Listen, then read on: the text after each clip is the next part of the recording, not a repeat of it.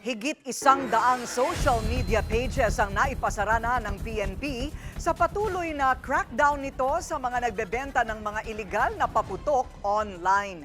Yan ang agenda report ni Francis Folve.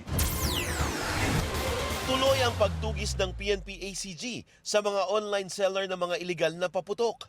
Dalawa pa ang arestado sa ikinasang entrapment operation sa San Fernando, Pampanga. Nakuha sa kanila ang plapla, kabase at atomic bombs na aabot sa 60,000 pesos ang halaga.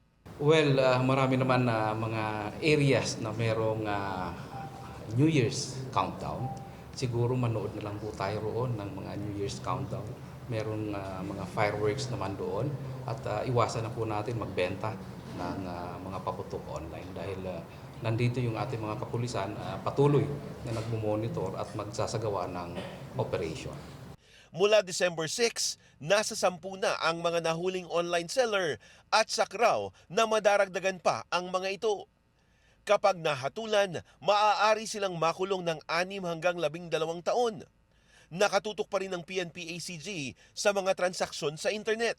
Sa katunayan, ayon sa PNP-ACG, 115 social media pages na nagbebenta ng mga paputok ang kanilang naipasara. Nasa 208 na accounts naman ang kanilang namonitor at posibleng irekomenda para ipatanggal. Pagka mayroon tayo nakitang violation, we will request for the takedown. Sa datos ng DOH, umakyat na sa 69 ang firecracker-related injuries ngayong araw. Karamihan sa mga biktima ay mga menor de edad. 86% din ay dahil sa mga bawal na paputok, partikular ang boga.